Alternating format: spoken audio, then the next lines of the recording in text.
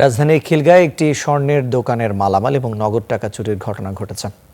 সকালে দোকান খুলতে গিয়ে চুরির বিষয়টি টের পান এর মালিক, খবর দেয় পুলিশে। আলামত সংগ্রহ করে পুলিশ বলছে, শনাক্তের পর দ্রুতই অপরাধীকে গ্রেফতার করা হবে।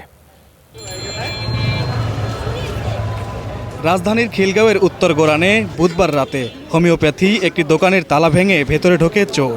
পরে দেয়াল ভেঙে আশেকে রাসুল নামে বাঁশের স্বর্ণের দোকানে প্রবেশ করে। দোকান মালিক জানান, সকালে দোকান খুলে ক্যাশ কাউন্টার ও সিন্দুক ভাঙা দেখতে পান তিনি। তার দাবি, প্রায় ৭৫ ভরি স্বর্ণ, ১৫০ ভরি রূপা ও নগদ ১,৪০,০০০ টাকা নিয়ে গেছে চোর। আমার পাশের দোকানদার আমাকে 8টা 23 মিনিটে ফোন দিয়েছে যে ভাই, আমার দোকানের তালাগুলো তো ভাঙা, এখন তালা খুইলা আমি শাটার আলটি দিয়ে দেখি আপনার ওয়ালটাও ভাঙা, আপনি একটু তাড়াতাড়ি দোকানে আসেন।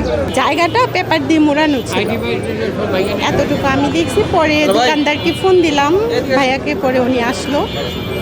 আমরা এর ভিতরে যাই নাই, পরে পুলিশ আসছে, ওনারা যা করার। আমি তো এটা কিছুই বুঝতেছি না, ওনার কি হবে বা আমাদের বা কি হবে। আমরা তো এটা কিছু আমার ভালো টাকা শোনাই ছিল এখানে। পুলিশ বলছে, হোমিওপ্যাথি ও জুয়েলারি দোকান দুটিকেই ক্রাইম সিন হিসেবে চিহ্নিত করে আলামত সংগ্রহ করছেন তারা। আমরা চোরকে শনাক্ত, ঘটনা তৎপরগঠন এবং চোরকে শনাক্ত করার জন্য আমরা চেষ্টা করতেছি।